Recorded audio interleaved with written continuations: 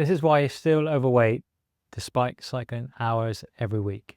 If you're cycling for 8+ hours every week and still struggling to shift those extra pounds that are going to help you climb faster, ride stronger, and just feel more confident in your body, then riding more or changing what you're doing on the bike isn't going to help you. And after coaching cyclists over 40 to lose weight, ride stronger, climb faster, and be leaner, I know it's not the habits that you're adapting on the bike that are causing you the biggest struggles. It's the habits off the bike that you need to be focused on that are causing you the biggest challenges when it comes to shifting those pounds to help you ride stronger, climb faster, and be leaner. So in today's video, I'm going to go through those 5 key areas that you need to really focus on if you're serious about shifting those extra pounds, not just to improve your cycling ability, but to be healthier in the long run. Just like clients of mine that have lost 6 kilos in 6 weeks, or like Keith, who's now the lightest he's been since he was in his 20s. So by focusing on these 5 key areas, this will give you the best chance of reaching your weight loss goals as a cyclist and improving your well-being on and off the bike. So here are 5 things that cyclists tend to overlook when it comes to losing weight. The first step is making sure you're getting a good night's sleep. You might have heard this a million times, but after doing over 30,000 health assessments for businesses and coaching clients, sleep is the number one factor that keeps coming up time and time again, that keeps being sacrificed in order to work longer, spend more time maybe with family and friends, maybe spend more time watching TV in the evening to unwind, or maybe spending more time on the bike. Unfortunately, if you're not sleeping well, all those extra hours that you might be doing around it are going to be suboptimal compared to how they would be if you were getting at least 8 to 9 hours of sleep every night. Most people I speak to only get in about 5 to 6 hours a night, and in doing so, you're making life a lot harder for yourself, especially after the age of 40. It's going to take a lot more time to recover from harder sessions on the bike, from longer hours at work, spending time with family and friends. So your ability to withstand more stress around your cycling training is going to be limited and compromised if you're not getting as many hours of sleep. So make sure sleep is your number one priority. Set an alarm to go to bed, just like you do set an alarm to get up. Make sure it's a similar time, going to bed and getting up at the same time. And ideally, if you can, be in bed for 10 o'clock, because between the hours of 10 and 4 is when our body's primed to be asleep. Make sure you have a good hour before bed to unwind, switch off from all technology, phones, and use that time to do a bit of yoga, unwind before bed, decompress, have a hot shower to help regulate your core temperature, and by doing so, hopefully that will give you a good night's sleep and allow you to get off to sleep within 15 minutes of your head hitting the pillow. So make sleep the key foundation to everything on top of that. If you're not sleeping very well, all the other things we're going to discuss are going to be suboptimal and almost like putting a plaster over the wound in order to solve the root cause of the problem, which is generally sleep. Number 2 is weight training.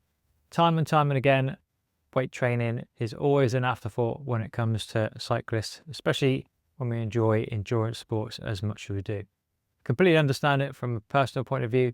I'd rather be out on the bike, riding for a few hours in the sunshine rather than being stuck inside in a gym. However, from my own experience over the last 5 years, I've been prioritizing weight training consistently, and in doing so, this hasn't just helped me significantly improve my cycling ability with less hours on the bike, it's also improved my body composition.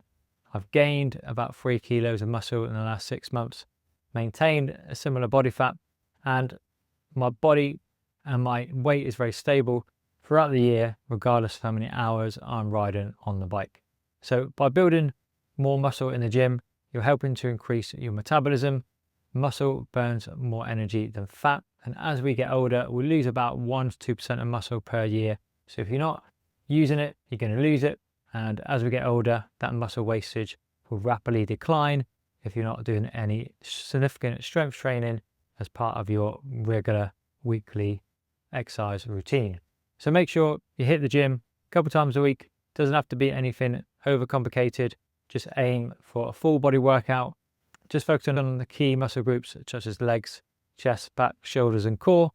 And essentially it should only take you about 45 minutes in and out of the gym to complete a good full body workout.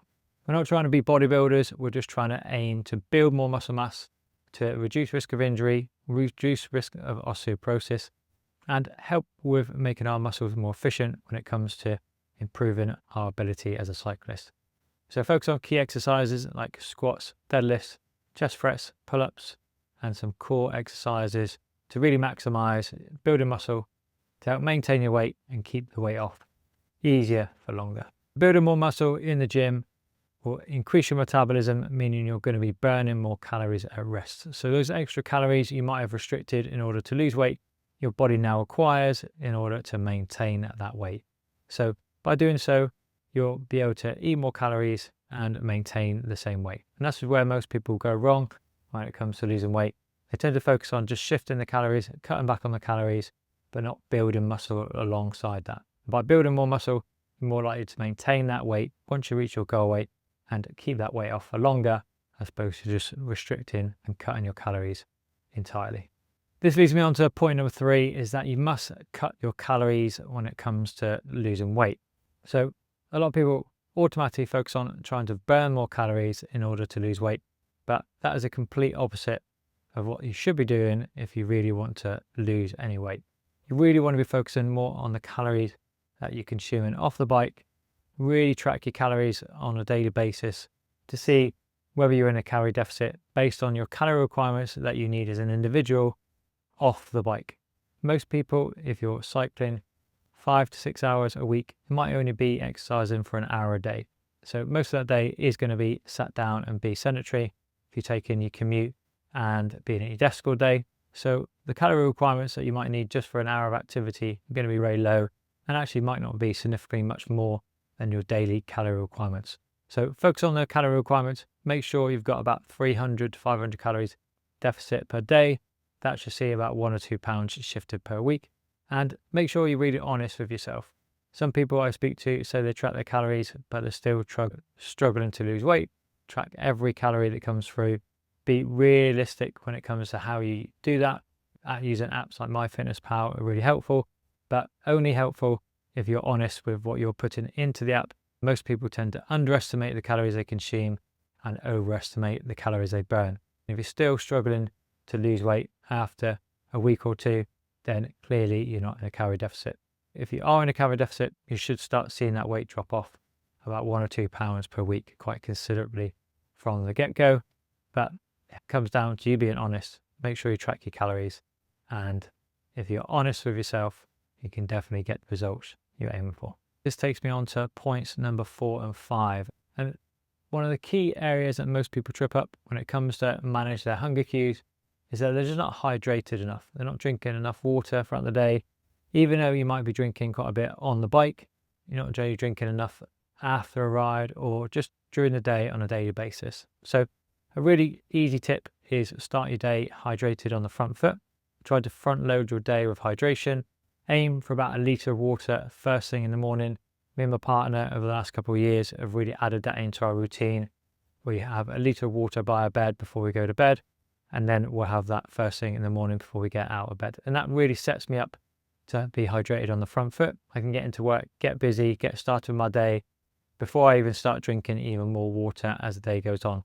So instead of getting into work, getting through my day and it's about 10, 11 o'clock and I haven't drunk anything, I've already drunk 1 litre and I'm already hydrated within my morning, and then I can carry on drinking and ease off as the day goes on and cut back as the evening turns around, just so I'm not going to get up, hopefully in the night, for a loo break. So start your day hydrated. If you're feeling hungry, most of the time we're just thirsty. So aim for always have some water nearby to keep on top of your hydration, which will help minimize hunger cues, to minimize snacking as well throughout the day. The 5th and final tip that everyone tends to neglect and not be honest with yourself is your alcohol consumption. If you enjoy a drink, then that's entirely up to you, but it does come with a lot of empty calories, and most people that I speak to aren't always including the amount of alcohol they're consuming in the calories they consume. Because they're liquid calories, you don't feel full from drinking that much compared to consuming a meal. However, they come with a lot of empty calories. Alcohol itself also inhibits the body's ability to burn fat, and if you exercise the next day after going out for a few drinks, you're only going to be burning off the alcohol. You're not actually going to be breaking down any fat mass. So cutting back on the alcohol is a really key element when it comes to helping manage your calories, cut back on a lot of empty calories, and also taking it back to tip number 1 is also going to help improve your sleep quality. You're going to get a deeper sleep. Your body doesn't go into a deep sleep after drinking alcohol, and even 2 regular drinks of an evening can impact your sleep quality by as much as 40%.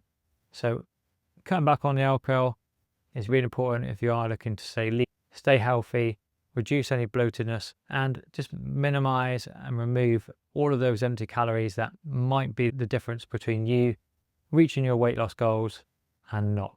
So if you are serious about managing your weight, reaching the goal weight that you've always aimed for, you really have to cut back on the calories when it comes to alcohol. Aim for no more than 10 units a week. If you're really serious, I would say giving up alcohol for a sustained period of time, and maybe only drink on social occasions or special occasions, and just really be mindful of your consumption.